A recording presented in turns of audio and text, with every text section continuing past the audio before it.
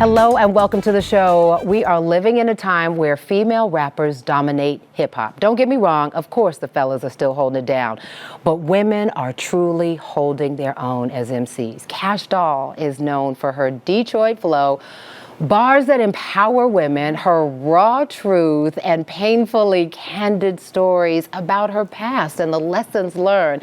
After more than a decade in the rap game, she's on a mission now. Get this, to ditch her name and embrace a new chapter. It is my honor to welcome Kash Doll to the show. Hi, hey, Portia. So good to have you here, sis. I'm so happy to be here. I know you are a woman on the move, so I appreciate you taking the time to come, stop by, and share your story. Anytime for you. Anytime. Thank you, because there's a lot of inspiration here Yeah. for women because your story is so dynamic. Yeah. One of six.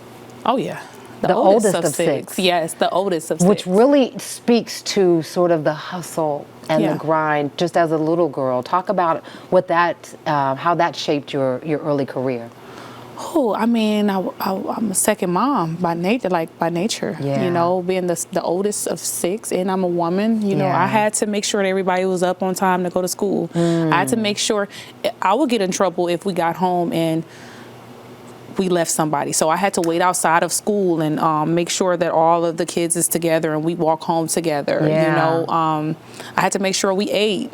I had to make sure that our clothes was ready for school the next day. And right. That's a lot of responsibility. I've been having responsibilities for a very, very long time now. Right. So I think that's what made me wait a while to have kids to myself. I was like, I'm gonna just wait out for a minute. Right, I've been a mom long I did enough. this kind of sort of as a very young woman, Yeah. right? Mm-hmm. Let's talk about your transition into the rap game. Obviously, you have a lot of legends that you have looked to. Yeah. But when you said, no, I can do this too, in Detroit. What was that like? It was never like, it was like, I can do it, but I don't think it's gonna happen. You doubted yourself. Yeah, I did. I didn't think that I could be Kash Doll, like be for real Kash Doll. Like you think about Detroit, you think about hip hop, women in hip hop in Detroit. Yeah. Who? You know, Dage, she's hip hop, but she's really melodic.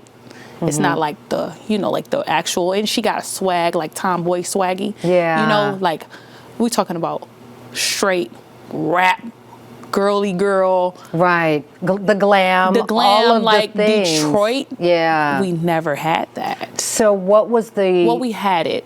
Yeah. But it wasn't getting a big spotlight. It wasn't right? getting a big spotlight. Yeah. So what was your motivation when you said, I don't see it, but I don't see a model for it, but I'm going to do it anyway? Just my passion. Yeah. That was the motivation. I had passion for it. I just was like, you know what? If God willing, I'm going to keep it going because I'm having a good time and I still make money. So whether I get as big as Kash Doll, I still did it and I enjoyed it and I still made money, you know? So it was like, I'm going to keep it going because I'm having a good time right now. I can tell. Yeah, I can I'm tell. having a good time. Who were you listening to when you first started listening to hip hop, particularly female MCs? Da Brat. Yeah. Missy Elliott. Yeah. Trina, Eve, Foxy. Like that was Lil' Kim. their era. Lauryn Hill. Yeah. What? Lil' Kim. You know, that's like one of my faves. Yeah. Like, forget about it. those girls at that time, like MC Light, like they was just like dominating. They were just all fly and had their own type of swag. And I just used to watch them, especially Lil' Kim. Yeah. I used to be like, oh my gosh, she's so fly. Yeah, she was. And there was, I guess a lot of controversy because at that time there was this, oh my gosh, she's so sexy. Yeah. She's so this. But I think and you tell me, was the lesson for young ladies like yourself is that you can be sexy and still be a lyricist? Yes, and still be classy. You can be sexy and be classy. Yeah. You know, you gotta be swaggy a little bit. Yeah. Nah, you can't, like even like Missy. Like Missy swaggy. Yeah. So it's like you could balance. Yeah. And we see... We're still women. It's okay to be sexy, right? It is okay to be beautiful and sexy and own all that comes with it. And we've got some of that in your new album, right? Let's talk about it. Yes. Well, my new album, I have a variety of music. So I have Sexy, I have Turn Up, I have Mommy, I have love songs, I have clean up music where you could just clean up and you got your music, you want to go outside and be with your homegirl. So I have a variety of music, which makes it a body of work. But I know a lot of your fans are saying, why is it The Last Doll? Because we know we haven't heard the last of Kash Doll, or have we? Explain. Well, The Last Doll is more, I played off of it in a couple ways. Yeah. Because when I was making this album, I was pregnant with my daughter. So she's the last doll. That was the last doll that I gave birth to. Yeah. Secondly, it was me letting go of the doll in my name. Why? I feel like I've outgrown it.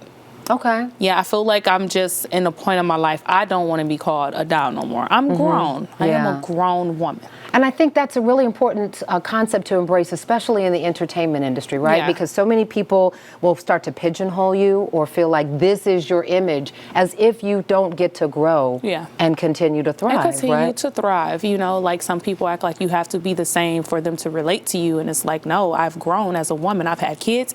I see life different now. Yeah. You know, I'm grown. I see finances different now. I see the world different now. Give me the biggest example of how motherhood has changed your music.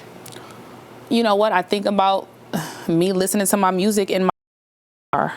You know, like, because I guess for folks who don't know, right? A couple, maybe some aunties or grandmas who don't know, it is raw. It's raw. It's real raw, uncut. I'm saying what's on my mind. I ain't holding nothing back. And no judgment, right? Because you are speaking for how a lot of girls and women and where feel. I'm at in that place in life. You know, just because you're not there and you can relate to me, not you, but like other people.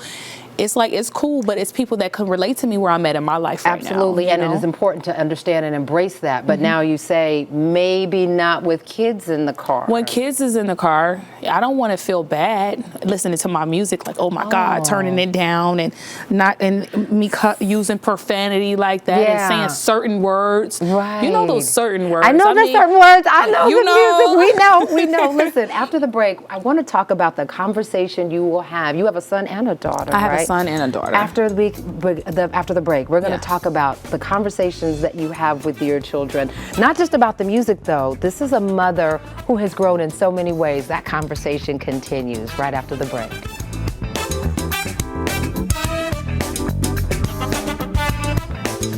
Thank you so much for watching. I really appreciate it. And I really want to thank you for season 3 of Portia. It's because of loyal viewers like you that we keep getting to share this daily dose of positivity all across the country. So just a reminder, I still need you to like, comment, and subscribe. And go ahead and tell your friends. You can catch us now in Orlando, in San Francisco, in Atlanta, and all across the country on Fox Soul. Tell your friends. We'll see you soon on Portia.